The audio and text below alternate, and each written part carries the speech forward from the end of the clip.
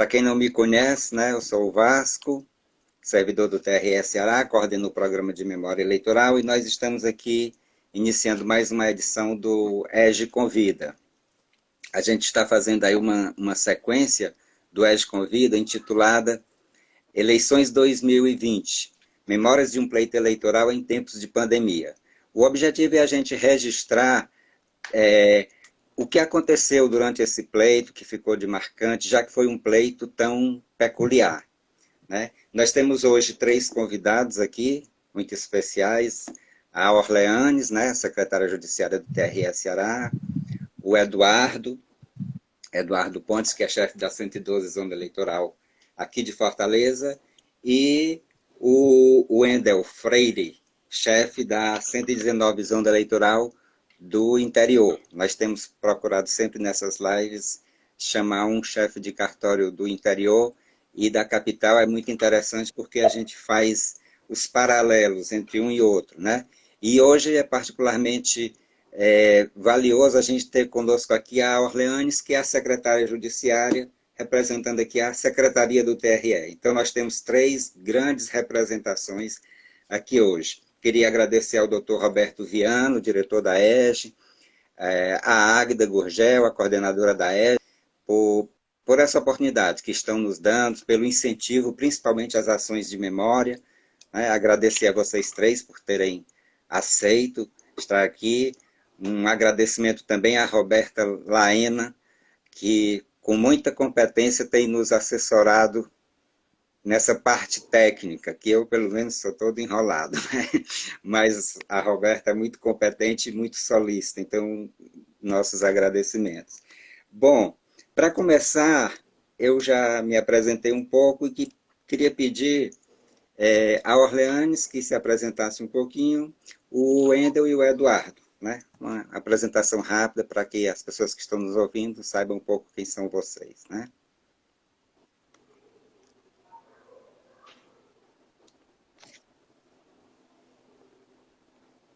Orleanes, eu não estou lhe escutando. Desculpa, é que eu desliguei o microfone na sua fala e acabei esquecendo de ligar. Bom dia a todos. Meu nome é Orleanes Cavalcante, como já foi dito. Eu tenho a honra de ser servidora da Justiça Eleitoral há 23 anos, né, um pouquinho mais, aí tem uns meses.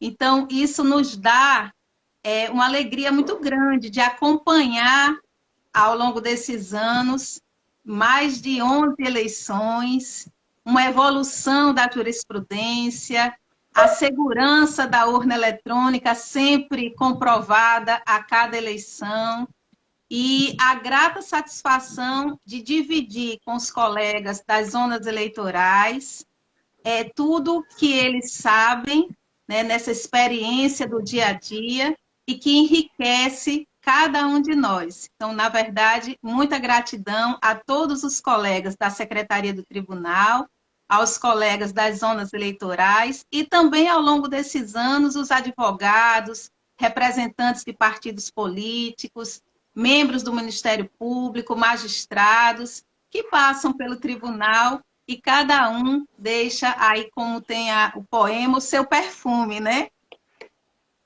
Ok, obrigado. Wendel, quer se apresentar? Pode se apresentar agora, depois eu apresento aqui. Obrigado.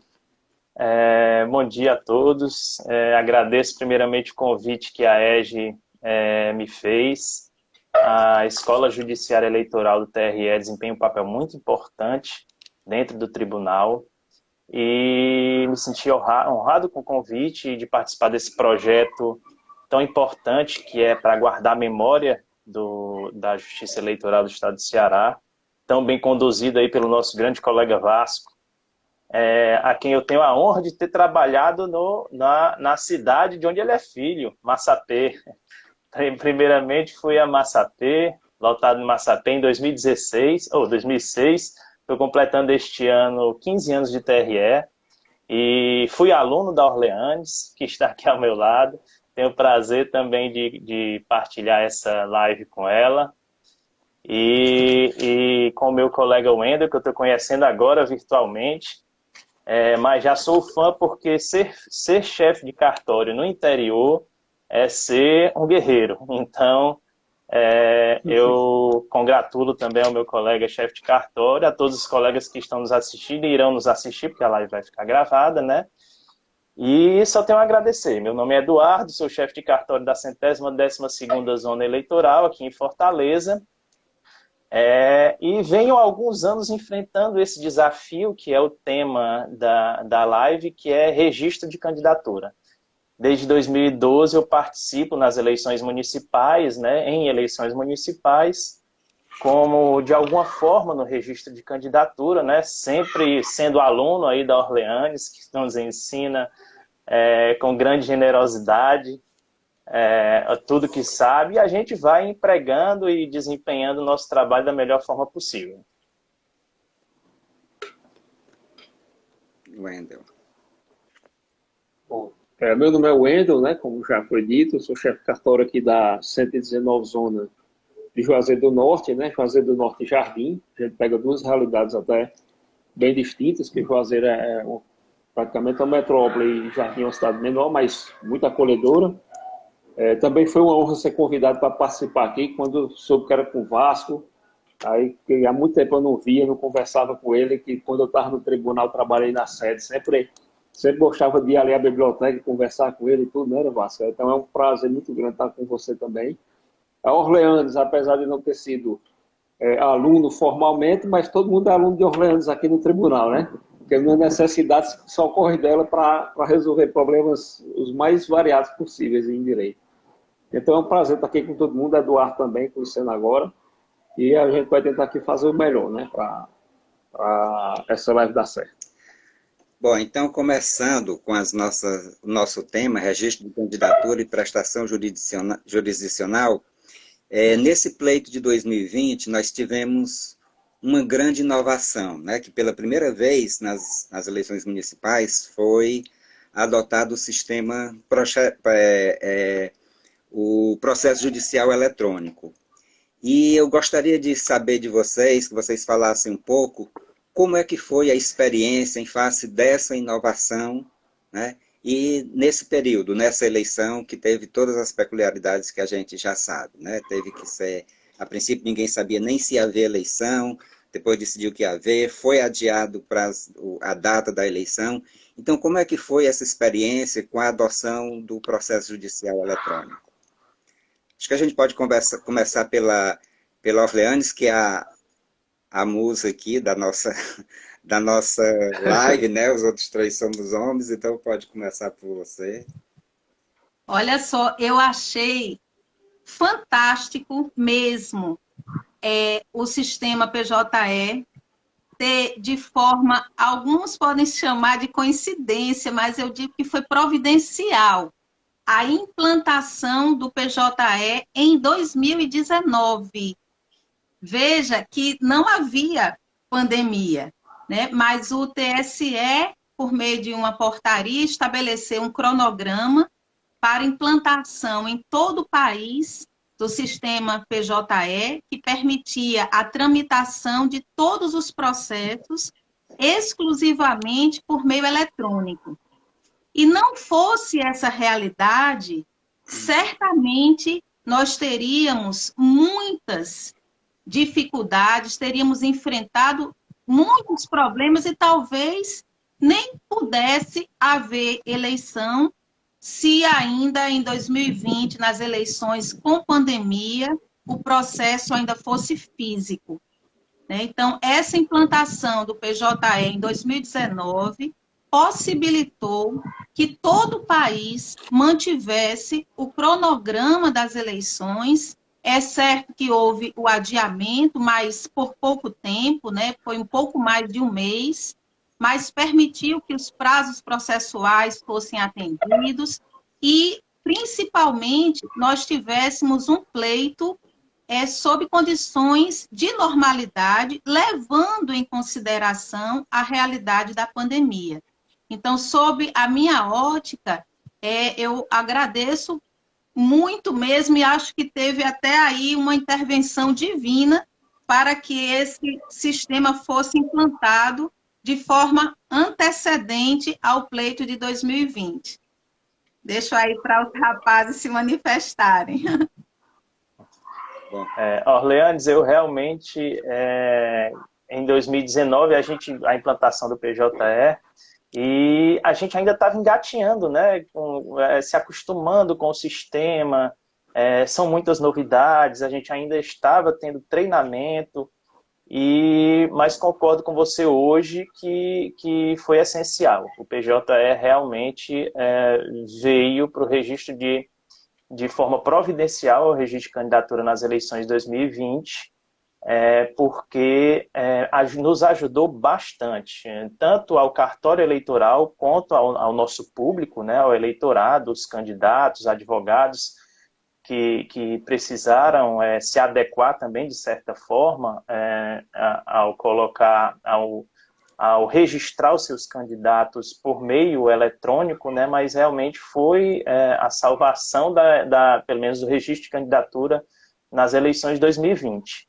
A aceitação, inicialmente, como a gente até tinha conversado no passado, inicialmente não foi tão boa nos cartórios, porque o PJE teve várias inconsistências no início, mas normal para um sistema novo e que estava sendo muito exigido em nível nacional, né? E depois, com as adequações feitas pelo TSE, o sistema realmente nos ajudou bastante e foi essencial para um bom êxito, né, do registro de candidatura.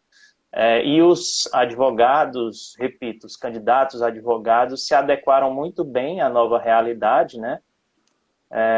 E nós também só temos a reconhecer que a ferramenta foi muito importante para a gente em tempos de pandemia, onde pudemos fazer intimações à distância, solicitar informações à distância, os juízes e promotores se manifestarem à distância, então facilitou muito o nosso trabalho.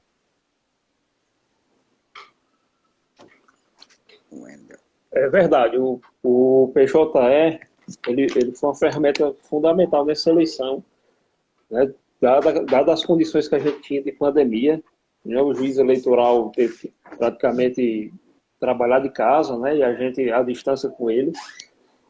Nós temos aqui em Juazeiro a popularidade de Termos Jardim, né? Que é uma zona, um município distante, e não tivemos também dificuldade, porque o pessoal conseguiu trabalhar bem lá.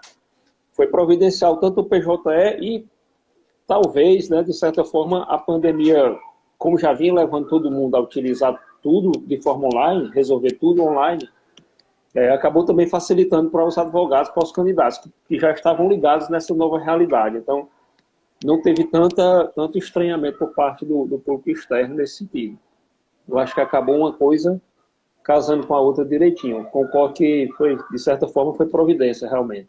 Porque sem o PJE...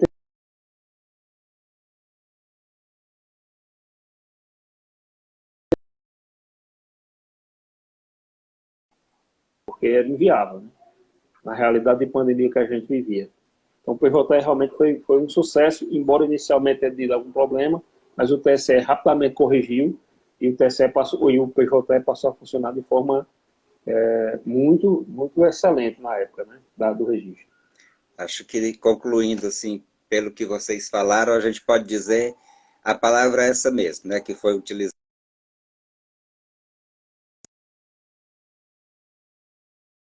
necessário e mais oportuno, né?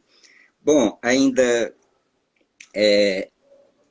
nas eleições de 2020, o processamento eletrônico do registro de candidatura e das comunicações processuais com os candidatos, ele ocorreu unicamente no mural eletrônico disponibilizado na página do TRE, né? A gente sabe que no interior do estado,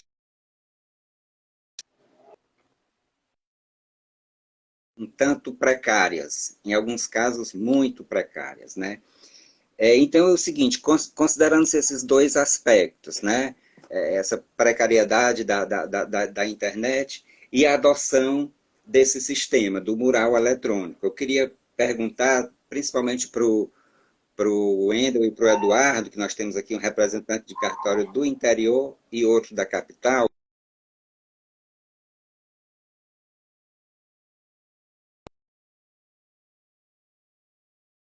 Para os candidatos do interior da zona em relação aos da capital. Como é que foi a recepção disso na capital e no interior? Inclusive, gostaria que vocês falassem um pouco como é que foi o feedback recebido dos candidatos a respeito do uso desse sistema. Quer começar, Wendel? Aí as aventuras no interior? Vasco, aqui, como eu disse, a gente tem em Juazeiro uma cidade termo, né, bem menor que a Jardim. Mas, assim, não sei se porque hoje a gente já acolheu de forma até afetiva Jardim, uma cidade muito acolhedora, e o pessoal lá trabalha muito bem, boa parte dos partidos são bem organizados, então, assim, não teve tanta dificuldade. Na internet, apesar de que uma ou outra operadora, um ou outro sistema não funciona bem, mas tem internet já razoável lá, né? Então, assim, não teve nenhum feedback negativo, né? Não vi nenhuma crítica no sentido de utilização do PJE, nem das intimações no mural eletrônico, e eu acredito que, na verdade, todo mundo se adaptou bem. Como eu disse, eu acho que o fato da pandemia ter trazido essa realidade do online, né? A gente já tinha feito, bem antes da eleição, o fechamento de cadastro todo online, o pessoal fazendo título net, a gente analisando por aqui. Eu acho que já estava razoavelmente, o pessoal meio que se adaptou àquilo ali. Quando chegou a época dos advogados, dos candidatos, não teve tanto estranhamento e ajudou bastante, né? Foi uma eleição realmente, nesse sentido, surpreendeu, apesar do grande volume de trabalho que nós tivemos aqui. Essa dificuldade de comunicação via mural, via intimações, candidato, advogado, não existiu, assim, não foi constatado. Aqui na capital também a gente não sentiu dificuldade. Acredito que os advogados se adaptaram bem a essa comunicação via mural eletrônico, né? E também a comunicação via WhatsApp, que a gente tinha o telefone de todos os advogados, dos candidatos, né? Então, a gente se utilizou muito dessas ferramentas para corrigir algo no processo, alguma intimação, as intimações formais tinham que ser no mural, né? Mas realmente não houve nenhuma queixa quanto a isso. Quando eles precisavam ir pessoalmente, um ou outro, de forma muito esporádica, iam à nossa coordenação de registro, né, de candidatura, nos procuravam lá, mas de forma bem remota mesmo, não foi a tônica o atendimento físico, né, presencial. Realmente, o mural eletrônico nos serviu muito bem, assim como o PJE, né, e não causou nenhum prejuízo, acredito, a nenhuma parte, pelo menos a gente não recebeu nenhuma queixa quanto a isso, eles se adaptaram bem. Uhum. Vocês não notaram nenhum caso de alguém que dissesse, tão bom quando era o processo físico, quando era... Não teve isso não, né? O pessoal acatou Vasco, bem. Eu não vou mentir que até eu senti saudade no início do processo físico, aqui folhear os autos e tudo mais, mas não, né? Realmente foi bem no início e a gente, como a gente já falou anteriormente, o processo físico teria nos atrapalhado bastante. Imagine você, em plena pandemia, tendo que receber várias pessoas para entregar documentos, papéis, com aquela troca de documentos, né? Teria que acessar os balcões da Justiça Eleitoral. Realmente foi infinitamente, numa eleição feita em pandemia, foi infinitamente melhor o PJE, e não só na pandemia, né? É uma realidade que nós tivemos que nos adaptar, e hoje em dia, bem mais adaptados, né? Já o PJE, as comunicações eletrônicas, intimações via WhatsApp, citações via WhatsApp, correio eletrônico, veio para ficar, né? Então é uma realidade que veio para melhorar e veio para ficar, e nós só temos que nos adaptar melhor, tanto a gente quanto os jurisdicionados, né? e perceber que essa é a nova realidade e uma realidade boa, né? A utilização dos meios eletrônicos de forma saudável para a sociedade, né? Ótimo. Essas lives, a gente tem procurado construir o roteiro sempre em conjunto com os convidados, né? E para mim essa é a outra parte legal, bacana da live que não chega, digamos assim, ao público que nos assiste, né? Ontem a gente teve um ensaio, digamos assim, e foi tão bom, a gente tem uma conversa bem informal, conta uma piadinha, troca aquelas informações. Antes eu peço a cada um dos convidados que mande um pequeno esboço do que acha, de como foi sua experiência, e a partir daí a gente constrói juntos o nosso roteiro, né? Eu acho que isso tem sido muito bom, e isso é uma segunda parte que pode ser contada depois, isso aí fica por minha conta da história, de como é que foram esses encontros, tá? Acontecem coisas engraçadas, peculiares, né? Ontem o Wendel teve que sair do cartório para ter um acesso à internet lá fora. Então eu digo, pessoal, essa gravação tem que ser preservada, porque isso também é história, né? E na construção desse roteiro comum, dentre essas informações que vocês me mandaram, o Wendel mandou uma informação interessante que eu gostaria de ler aqui, que ele disse o seguinte: a Justiça Eleitoral deveria trabalhar com mais força junto ao Congresso Nacional no sentido de modificar o prazo para processamento de registro de candidaturas, uma vez que realizar esta atividade concomitantemente a diversas tarefas de cunho administrativo, além de causar alta carga de trabalho e estresse decorrente, ainda prejudica uma análise mais detalhada dos feitos. É muito pertinente, muito interessante essa questão trazida pelo Wendel, e eu queria ouvir o ponto de vista de vocês, e começando pelo próprio Wendel, que foi quem nos instigou a falar sobre isso. Bom, Vasco, eu coloquei isso aí porque, assim, é uma constatação, inclusive por colegas de outros cartórios aqui, os meninos do Crato, o Gilson lá de Nova Olinda, eu sempre converso com ele, né? Houve uma carga de trabalho grande, né? Assim, esse registro de candidatura, o propósito foi, obviamente, diminuir o custo de campanha, etc., mas se jogou o registro de candidatura para um momento em que os cartórios eleitorais deviam já estar voltados para a execução da eleição, para a parte administrativa dela. Você está fazendo reunião, você está convocando mesário, fazendo reuniões com o pessoal que vai trabalhar nas equipes de apoio, pensando em preparar a urna eletrônica, e ao mesmo tempo o cartório eleitoral, e aí você, o chefe cartório, e muitos cartórios sozinho, ele e outro servidor, vai ter que se desdobrar também para julgar vários feitos, né? Aqui nós tivemos mais de 500 processos de registro de candidatura. Quer dizer, acaba prejudicando a fiscalização da propaganda, etc. Porque todo cartório eleitoral, especialmente no interior, é o mini-TRE, não é?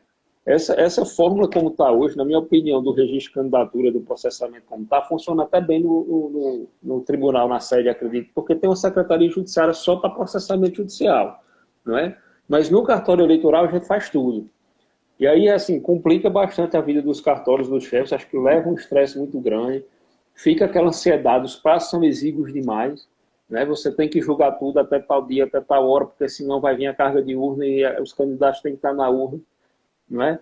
Então, assim, eu acredito que isso deveria ser revisto e a Justiça Eleitoral, o TSE, deveria tomar essa frente. Acredito que uma proposta, como até ontem no ensaio a gente conversava, que o Orlando falou depois, né? Talvez botar esse registro antes. O registro antes começava em 1º de julho. Então faz o registro antes, até para os eleitores é interessante, porque quando começar a propaganda, aí sim o eleitor já sabe até quem realmente foi deferido, quem não foi, quem está impugnado, etc. Fica uma eleição até mais tranquila, até para o próprio eleitor. Proíbe-se a propaganda ali, entre aspas, né? Proíbe-se entre aspas, que a propaganda antecipada já é uma realidade, antecipada no sentido de o candidato se apresentar ali sem pedir voto, né? Mas, assim, antecipe-se o registro para antes e autoriza-se a propaganda oficial a partir daquele 15 de agosto. Fica mais... Me parece que a eleição ia ficar melhor, o trabalho do cartório eleitoral ia ficar mais tranquilo, né? E seria interessante se a Justiça Eleitoral corresse atrás dessa ideia, né? sem contar, como o colega Gilson até está colocando aqui nos comentários, né, outras ações eleitorais, representações, acho que começa aquela briga na eleição municipal, né? Chega de tudo, denúncia, crime, notícia, pardal e tal, e assim, no cartório eleitoral isso se torna um problema difícil de você administrar, quando você tem que julgar ao mesmo tempo vários feitos em prazos bem exíguos. E é tudo urgente, né, Wendel? Tudo urgente para ontem, tudo com pedido liminar. Realmente é complicado. Eu estou aqui para corroborar com as ideias do nosso colega, que o registro de candidatura é quando a gente começa no cartório eleitoral a sentir a proximidade da eleição, né? A porta de entrada do período eleitoral realmente quando começa tudo. Então, o registro de candidatura tem que ser muito bem feito, porque, como a nossa professora Arleane sempre fala, algum problema no registro de candidatura, ele pode invalidar a eleição, não é isso? Então, tudo tem que ser muito bem analisado pelos servidores, o Ministério Público, os juízes. Os prazos são muito exíguos como está posto atualmente na legislação, né? Então, realmente, nós termos mais prazos para trabalhar com isso, devido à importância do tema, né? Seria excelente, não só para a justiça eleitoral, como também para o eleitorado, né? Para os candidatos, para os advogados, e como o Wendel falou, nós não trabalhamos no cartório só com o registro de candidatura. E olhe que a realidade dele é bem pior no interior, que no interior o mesmo cartório cuida de registro de candidatura, da administração da eleição,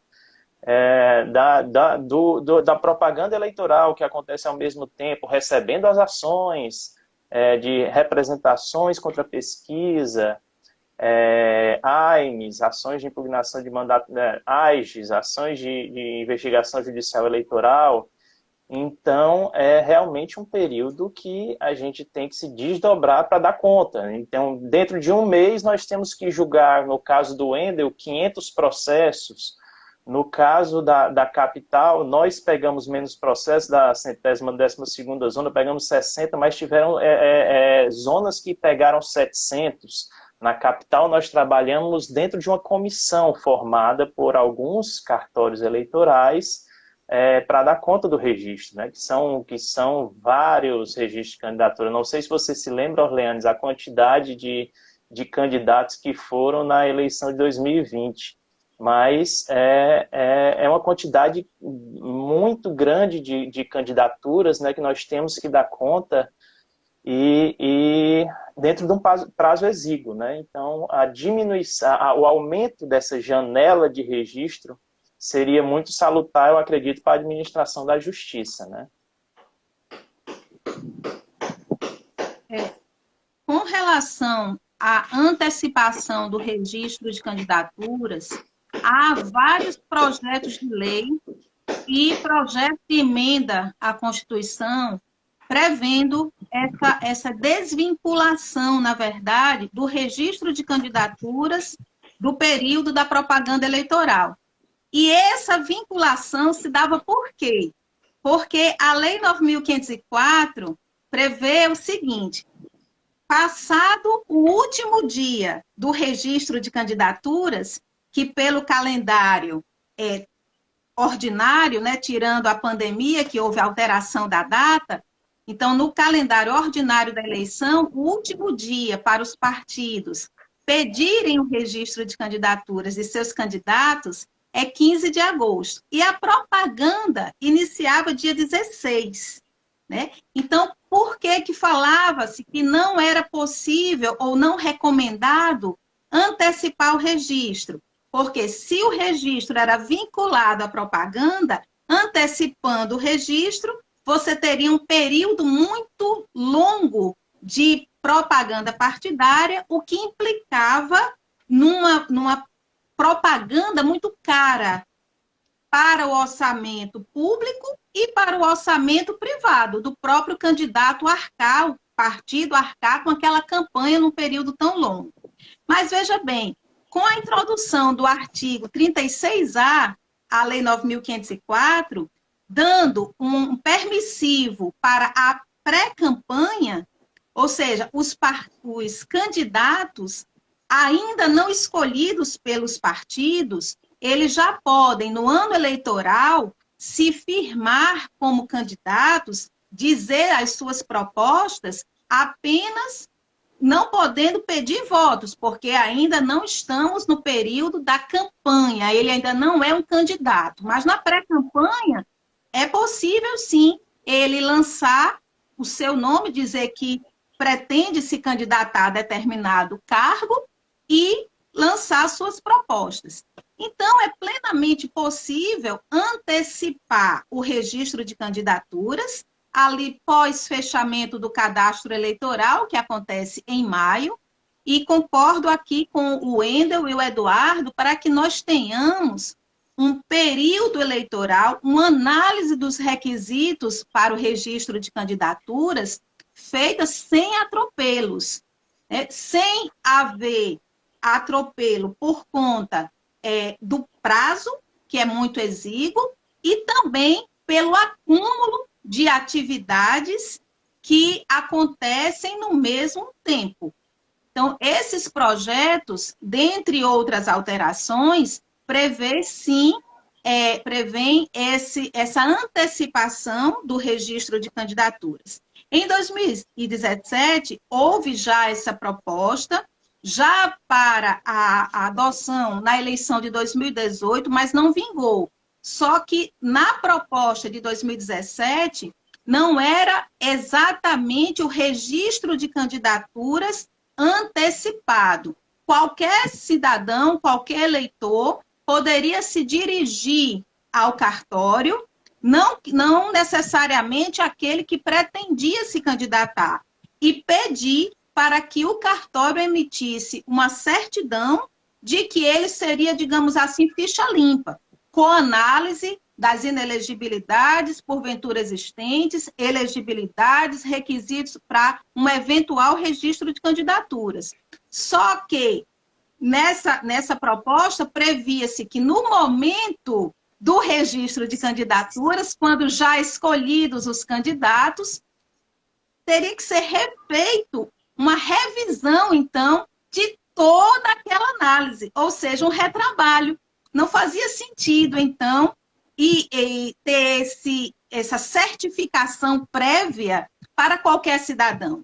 A proposta que eu considero viável e muito boa para o cidadão que vai ter já ali os candidatos que vão concorrer àquele pleito, já definidos, como falou aqui o Wendel e o Eduardo, já se saberia aqueles candidatos que estavam deferidos, as eventuais impugnações, é trazer o registro de candidaturas, o pedido pelos partidos, o julgamento do pedido para o momento antecipado, que seria pós fechamento do cadastro, que acontece no início de maio. Ótimo. Esse ano, em 2020 também, eu acho que 2020 teve um bocado de novidade nessas eleições, sabe? Eu acho que se a gente for listar, principalmente vocês que estão muito envolvidos, ontem quando eu estava fazendo esse roteiro, me veio essa ideia. Eu digo, rapaz, talvez se for listar, teve muitas, coincidência ou não, mas apesar dessa peculiaridade do pleito, e talvez por isso mesmo, aconteceram uma série de novidades. Algumas que nem teve a ver diretamente, né, com a pandemia. Por exemplo, o PJE já vinha de 2019, mas coincidiu e uma coincidência providencial. Mas uma coisa que eu achei interessante, que a Orleanes apontou nas anotações que ela mandou como sugestão para essa live, o roteiro, foi a primeiro registro de candidatura coletiva, que aconteceu o ano passado aqui em Fortaleza, né? Com a candidata Adriana Jerônimo Vieira Silva, que se candidatou por o nome da candidatura Nossa Cara. É isso? E eu achei curioso isso e fiquei me lembrando da eleição de 1933, a primeira eleição realizada depois que a Justiça Eleitoral foi criada, né? A Justiça Eleitoral foi instituída em 24 de fevereiro de 1932. A nossa aqui do TRE aniversaria daqui uns dias, no dia 2 de agosto de 1932. Eu até falo muito pretensiosamente, brincando, que a Justiça Eleitoral foi criada para eu trabalhar nela, porque foi criada no dia 2 de agosto e eu nasci no dia 3 de agosto. Só que eu não nasci em 32, foi bem depois. Mas quase que o aniversário coincide com uma pretensão, né? Um sujeitinho pretensioso, é brincadeira. Mas veja, eu estava pensando nessa candidatura coletiva que a Orleanes falou, eu me lembrei da eleição de 33. Uma peculiaridade que talvez essa turma mais jovem, e se não conhece bem a história da Justiça Eleitoral, não sabe disso, mas em 1933 era permitido um grupo de 100 eleitores se juntarem e lançarem uma candidatura, sem ter um partido político, que é uma coisa muito curiosa e muito peculiar. E aqui no Ceará foi bastante usado e teve candidatos eleitos. Por exemplo, teve a Liga Eleitoral Católica, que é um aspecto ainda não estudado da política aqui no Ceará, o papel da Liga Eleitoral Católica na eleição de 33 e 34, mas principalmente 33, que conseguiu eleger todos os candidatos, né, que foram apresentados, que foram registrados, e não era um partido político. A LEC indiretamente se transformou num partido, não era um partido. Então, juntava 100 eleitores e registrava uma candidatura. Vejam como é curioso isso. Não precisava ter um partido político. E eu fiquei fazendo um paralelo com a candidatura coletiva agora, né? Que, claro, tem que ter um partido político e tal, mas é uma coisa diferente. Então, eu queria pedir para a Orleanes falar um pouco para a gente, né? E se os meninos também puderem opinar sobre isso, sobre essa coisa muito curiosa da candidatura coletiva que aconteceu pela primeira vez aqui no Ceará e foi eleita a candidata, né? Então, gostaria eu acho que é uma novidade muito interessante que até deve ser mais comentada, mais falada, para que as pessoas saibam o que é isso, né? Vasco, Eduardo, Wendel e todos aqueles que estão assistindo essa live, a candidatura coletiva, ela representa, da mesma forma como o Vasco falou lá do movimento de 1933, é um movimento social, né? Porque não há previsão na legislação brasileira de candidatura coletiva.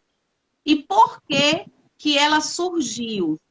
A candidatura coletiva, claro que ela não está vinculada à candidatura feminina, mas se nós procurarmos, né, em todos os estados em que se lançaram candidaturas coletivas, vamos ver que a maior parte dessas candidaturas, sim, é formado por conjunto de mulheres. Veja, em 97, aí puxando também aqui para a história, viu, Vasco? Em 97, a Lei 9.504, ela traz a previsão de reserva de 30% do número de candidaturas para as mulheres, mas apenas reserva. O partido não era obrigado a propor, a apresentar candidaturas femininas. Aí, quando chega em 2009, né, então, 12 anos depois, a lei altera, a reforma eleitoral altera a Lei 9.504, dizendo o seguinte: agora não é mais reserva. O partido, obrigatoriamente, tem que apresentar 30% de candidaturas. Mas, a partir daí, as mulheres sentiam muita dificuldade em lançar as suas candidaturas, porque não há candidatura sem financiamento. Não há candidatura sem apoio do partido. E vinha aquele crescente de candidaturas chamadas laranja, né, que eram candidaturas fictícias, que os próprios partidos diziam abertamente que lançavam aquelas candidaturas porque a Justiça Eleitoral estava obrigando. né? Então, o partido dizia, olha, eu coloquei, sim, uma mulher, a secretária do partido, a minha mãe, a minha irmã, porque vocês não estão obrigando, só que não era a justiça eleitoral. Havia previsão legal. Só que quando vem a previsão agora do financiamento, também a reserva de 30% para o financiamento das candidaturas femininas, havia um outro problema. E a distribuição desse orçamento para as candidaturas vai para todas? Não. Quem decide é o partido, está dentro da liberalidade do partido.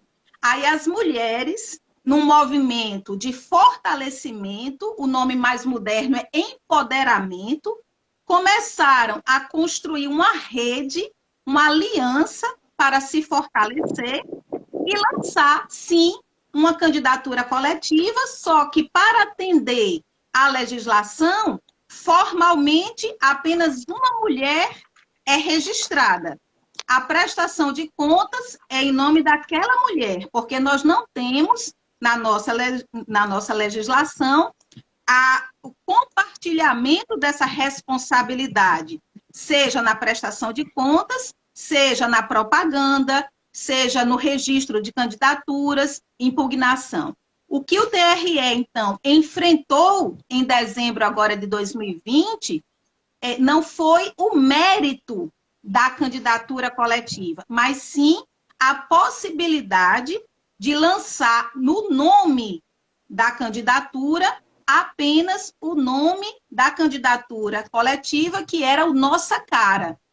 Então, o Ministério Público impugnou, dizendo que aquele nome, Nossa Cara, não identificava a candidata que estava ali registrada, que encabeçava a candidatura coletiva, mas o tribunal e o juiz, a juíza da zona eleitoral, entenderam que sim, apenas era necessário agregar ao nome Nossa Cara o nome da candidata, ficando assim, Adriana da Nossa Cara. E o Tribunal Regional Eleitoral do Ceará entendeu, sim, viável, possível e deferiu o registro de candidatura da Adriana Jerônimo com o nome para a urna Adriana, porque tinha a identificação da candidata, do Nossa Cara, para estabelecer ali que estávamos diante de uma candidatura coletiva. Então, já que não havia uma proibição legal, não há um permissivo, mas também a lei não proíbe.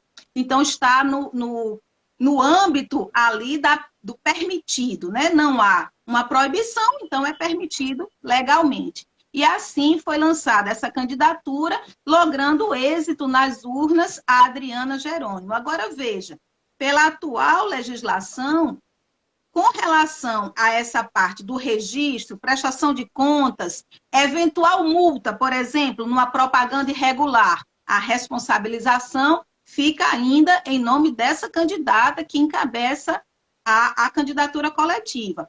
Há de se perguntar, então, o pós-eleição. Quando a candidata assume o cargo, né, seja na Câmara Municipal ou no Legislativo Estadual ou Federal, também para a posse é necessário a responsabilização de um. Nós não temos ainda gestão compartilhada, né? Então, é necessário, sim, evoluir a legislação, já que o movimento social trouxe esse clamor. E há, sim, proposta de alteração da Constituição, né, a PEC tramitando, com essa atualização para que a legislação eleitoral se adeque à sociedade. Então, vem do povo para a lei, e não a imposição da lei para o povo. É um movimento muito bonito esse, que é o clamor da sociedade pedindo uma atualização da legislação. Interessante, muito interessante. E eu venho trazendo aqui também outro aspecto que está dentro disso que você falou também, Orleanes, que a gente observou muito nas eleições de 2020, foi o aumento de candidaturas de pessoas trans. também diante desse, como você falou muito bem, desse movimento, é mais também um movimento dentro da sociedade, é um clamor da sociedade, uma necessidade da sociedade de se sentir, de grande parte dela, de se sentir representada da forma devida, da forma que ela se sente representada, que a pessoa se sente representada. Então, nós tivemos na 112ª Zona um pedido de candidatura trans, observamos vários dentro da comissão, mas esse em específico que tramitou na 112 nos chamou a atenção, porque, como nós sabemos, a pessoa tem que escolher o sexo ao se registrar. E o sexo, ele tem que ser correspondente ao sexo que está declarado na Justiça Eleitoral. Porque quando você vai se inscrever eleitor, fazer qualquer operação na Justiça Eleitoral, você tem que declarar o sexo. E hoje há a possibilidade da pessoa trans declarar o sexo que é com qual ela se identifica. E o registro de candidaturas, se essa declaração de sexo não for correspondente ao que está no cadastro eleitoral, vai dar um erro pelo próprio sistema. O sistema detecta esse erro. Então, nesse processo de registro em específico, havia esse erro, ou seja, um erro de sistema. No sistema estava um sexo masculino e a pessoa no registro se declarava como feminino.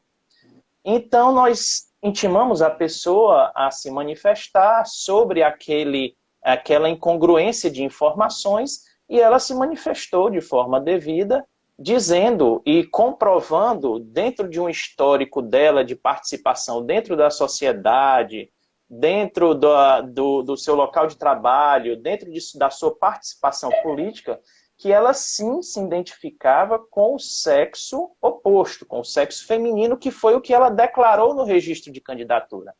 Então o Ministério Público se se manifestou de forma positiva ao reconhecer a candidatura dela como sexo feminino. O juiz, então, ao final do processo, deferiu essa candidatura, reconhecendo o sexo que ela escolheu no registro como devido a ser manifestado. Mas o que eu quero falar com isso é que a importância que essa simples informação, para a gente pode ser simples, da Justiça Eleitoral, mas a importância que isso traz para uma pessoa que quer se candidatar. Trazer dentro da sua realidade e mostrar a sua realidade, que realmente é uma pessoa trans, é uma pessoa que se sente do sexo feminino ou masculino e ser respeitado por isso, né? E se sentir respeitada por isso. Então essa foi uma realidade de um processo que a gente pegou, foi novidade para a gente em 2020, mas foi uma realidade no país inteiro, que houve um aumento muito expressivo. Eu estou vendo aqui um dado de 215% de aumento de candidaturas de pessoas trans no Brasil inteiro. Então foi também uma realidade que a gente percebeu no registro de candidaturas de 2020, né? E um clamor da sociedade, a alteração que a sociedade traz, que a Justiça Eleitoral está se adequando, né? E já traz essa possibilidade há algum tempo já. Eu não sei se o Wendel queria falar alguma coisa sobre o assunto. Não, Vasco, não comentário. Bom, é interessante, eu pensando aqui no voto feminino. Se você for ler a história do voto feminino, é a história de muita luta, muita conquista. Às vezes a pessoa pega e diz, graças ao Getúlio Vargas, em 1932 a mulher pôde votar. Conversa.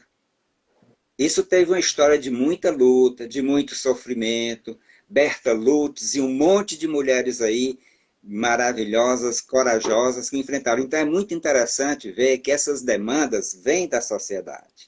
Assim como a instituição da Justiça Eleitoral também, não foi um presente do Getúlio Vargas. Ele tem o mérito dele, mas foi uma luta da sociedade para que as eleições tivessem uma lisura maior. Então é interessante a gente conhecer o processo histórico, né? Eu achei muito legal a Orleans ter tido esse insight de propor esse tema da candidatura coletiva, e agora o Eduardo complementa com esse outro dado aí, que é fundamental a gente ver que são demandas da sociedade. E o melhor é saber que há uma flexibilidade na justiça eleitoral para se adequar a isso e responder a essas demandas, né? Às vezes demora mais, às vezes menos, mas vai respondendo à demanda, né? Bom, a gente já está aqui se encaminhando quase para o nosso final. Eu queria colocar uma última questão para vocês, e aí já aproveitam também para fazer as considerações finais. Se tivesse que destacar, se vocês tivessem que destacar assim, um aspecto que diz assim, foi o aspecto marcante que vai ficar na memória dessa eleição de 2020, né? Eu li um texto muito curioso de um advogado que ele chamou, eu achei curiosa a expressão dele, ele chamou a eleição de 2020, disse que foi uma eleição pandêmica. Isso permite mais de uma interpretação. Li umas 3 vezes esse texto, porque eu digo, puxa, cara, que coisa curiosa, né? E aí, eu colocaria para vocês isso, como uma contribuição para esse nosso encontro de hoje, para ficar isso registrado para a memória. O que vocês destacariam como um ponto que diz isso, vai lembrar as eleições de 2020, vai lembrar as peculiaridades dessa eleição, vai lembrar esse pleito realizado de uma forma tão singular? Podia começar aí pela Orleanes e a gente... Orleanes? Eu queria destacar e chamaria até que, para mim, o que ficou marcado foi a resiliência. E resiliência no sentido de você não é superar dificuldades, é realizar apesar delas. Por que eu digo isso e destaco? Porque nós tivemos, na Justiça Eleitoral do Ceará, nós perdemos alguns colegas para esse vírus, esse mal invisível, né, que é a pandemia instalada pela Covid. E, além dos nossos colegas da Justiça Eleitoral, que tiveram suas vidas ceifadas pela Covid, muitos familiares, amigos próximos de servidores, de magistrados, dos advogados, dos partidos, dos representantes dos partidos, dos candidatos, também tiveram suas vidas ceifadas. E nós vimos o quê? Que, embora no momento de dor e de luto, ainda assim nós tínhamos um dever a cumprir, que era trazer essa democracia por meio do voto para o eleitorado, né? Não foi o sofrimento de um, foi um sofrimento de todos. Nós sabíamos que a humanidade toda estava, de certa forma, enlutada, mas ainda assim a Justiça Eleitoral se adaptou, né? Nós sabemos que, por exemplo, está numa live falando de direito eleitoral, né? Nós tivemos vários colegas da Justiça Eleitoral que de repente se tornaram youtubers, né? Porque começaram a dar treinamento, curso, palestra pelo YouTube. Então, pessoas que não tinham nenhuma familiaridade com essas mídias sociais.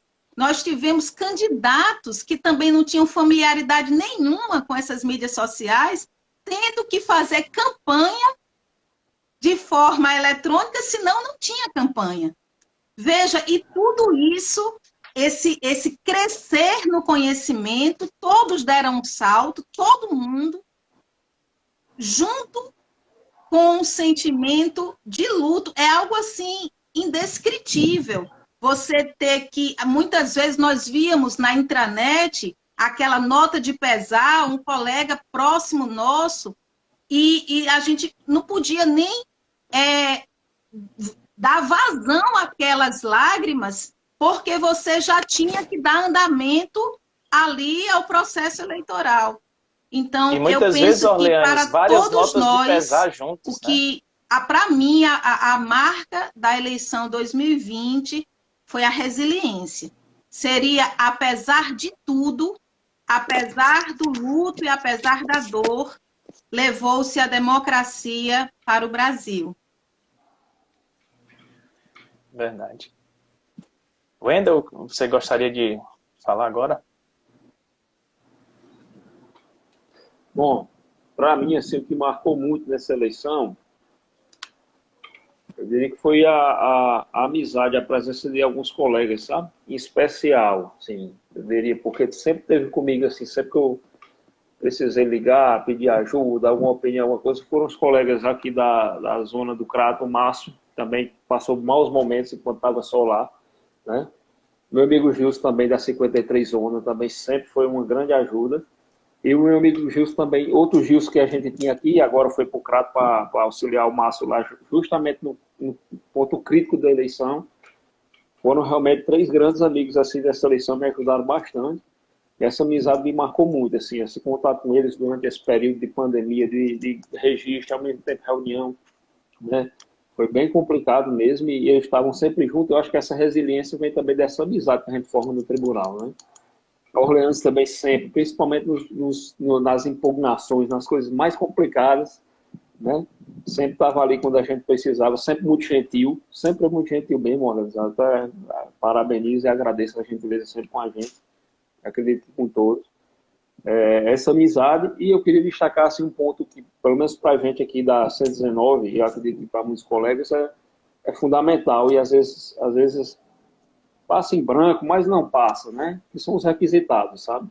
Os requisitados, as meninas de jardim requisitadas, elas fizeram muito assim pela eleição de jardim, e os colegas requisitados daqui também trabalharam muito, abraçaram a camisa. Às vezes, quando alguns não queriam nem vir, eles vieram ao cartório e deram muito pela justiça eleitoral, né? Então, acho que devia também ser sempre muito reconhecido. Então, a amizade deles, especialmente esses 3 colegas que eu citei, assim, ficou marcado. Eu acho que eu vou levar essa memória dessa eleição da pandemia e dessa amizade com esses colegas para a vida. Beleza. É verdade, realmente. Essa eleição está na mesma tônica aí do que falaram os colegas, né? O que me fez, mais marcou, foi a superação. E essa não só uma superação individual, mas uma superação coletiva. Nós juntos, o tribunal junto, conseguiu fazer uma eleição. E não se faz uma eleição só com o tribunal, se faz uma eleição com as pessoas que militam dentro do tribunal, trabalham no tribunal, advogados, candidatos, eleitores. Um dos meus principais medos na eleição era a gente se deparar no dia da eleição com vários eleitores resistindo ao uso de máscara, né? Então, isso era um das minhas principais receios no dia da eleição, de ter eleitores que não queriam colocar máscara e por isso não podiam votar e por isso iam fazer confusão, mas não. Foi surpreendente, pelo menos na 112, a gente não teve nenhum registro de eleitores não usando máscara. Só de forma, às vezes, um esquecimento, vai lá e pega a máscara em casa e retorna e volta. Então, foi uma cooperação coletiva no intuito de nós termos eleições. E isso comprova como a eleição hoje é importante para a gente. Né? Não só porque é nosso trabalho, de nós 4 ou de várias pessoas que estão assistindo, mas como a eleição é importante e necessária para toda uma sociedade. Nós conseguimos, diante de muita superação de que os colegas falaram, uma superação desde o registro de candidatura, que foi o primeiro momento em que a gente teve que pisar no cartório depois de um longo período de trabalho dentro de casa, de home office, a gente teve que ir ao cartório para levar para frente o registro de candidatura. Então, desde esse período, dentro de Fortaleza, que foi o meu caso, de uma coordenação maravilhosa que a gente teve, de um grupo maravilhoso de zonas que trabalharam, de colegas chefes de cartório, de colegas requisitados que deram sangue, como bem o Wendel falou, que a gente tem que louvar muito. Inclusive, esse ano a gente está devolvendo, infelizmente, pelo fim do período de requisição, vários colegas requisitados que dão sangue pelo tribunal. Aqui eu aproveito agora para agradecer e há tantas eleições que eles nos ajudaram, né? E a gente teve que se superar desde o primeiro momento em que a gente pisou no cartório para fazer o registro. Até hoje ainda tem colegas com vários processos de resquícios, e todos os cartórios têm resquícios de processo de eleição de 2020. Uma eleição não começa no ano eleitoral e não acaba, muito menos, no ano eleitoral. A eleição, para a gente, é o nosso dia a dia. Não tem eleição de 2 em 2 anos. A eleição é todo dia, é toda hora e todo instante no tribunal. Então, essa superação, Vasco e colegas, o que eu senti foi que a gente teve que superar e cada vez mais se unir em prol da eleição. Em prol que a eleição naquele dia, aquele dia que foi modificado, 15 de novembro, e no último domingo de novembro a gente teve que estar lá e fazer valer o voto, estando lá o voto registrado, o primeiro voto às 7 horas, novo horário também, até às 17 horas. Então, realmente a gente teve que se superar e de forma coletiva. Como o colega Wendel falou, a gente reforçou muito os laços de amizade, não só com as pessoas próximas da gente, com os nossos colegas do cartório eleitoral, mas também até em grupos de WhatsApp, os colegas da Secretaria do Tribunal de forma incansável, da SJU, da Corregedoria, dando todo o apoio logístico, à distância, né? E de forma incansável, de manhã até à noite, respondendo dúvidas e nos dando apoio. Desde antes da eleição, nas lives que foram como a gente está fazendo agora, as lives propostas, eu assisti novamente os vídeos da Orleanes, pouco antes aqui, falando sobre o registro de candidatura, preparando a gente, os colegas do TRE, os advogados. Então foi um trabalho hercúleo, um grande desafio, que a gente superou. E os desafios não param. Existirão novos desafios para a eleição de 2022. A eleição sempre é um desafio. Em 2022, a pandemia ainda vai ser uma realidade para a gente, claro que bem mais amena, mas nós vamos ter que também fazer algumas adaptações para que ocorra a eleição em 2022, né? E é isso. O que me marcou é esse sentido de coletividade, que aqui nós juntos, o Tribunal junto, o Tribunal Regional Eleitoral do Ceará junto, pode fazer muita coisa, se superar como se superou. A Justiça Eleitoral como um todo no Brasil também fez eleições limpas e maravilhosas. E em 2020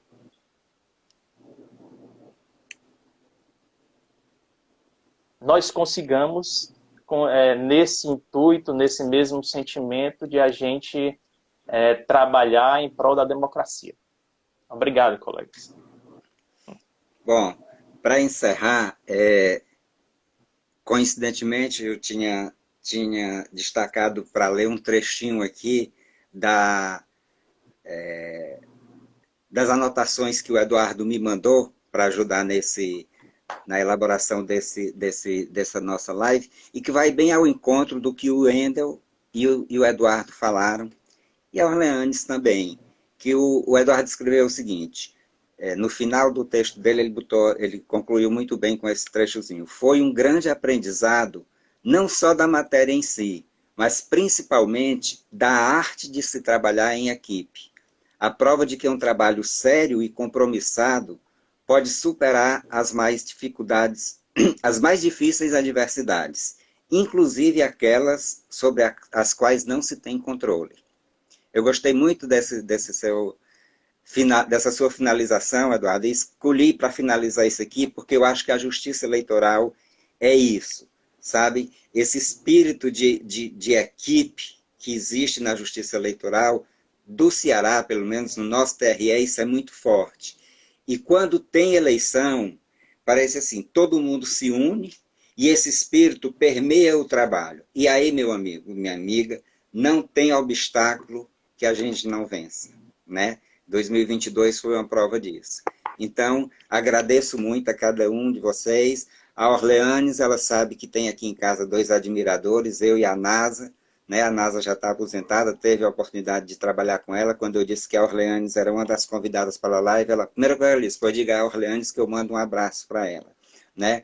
O Eduardo eu conheci lá em Massapê, teve o privilégio, viu, Eduardo, de começar na minha terra. Foi.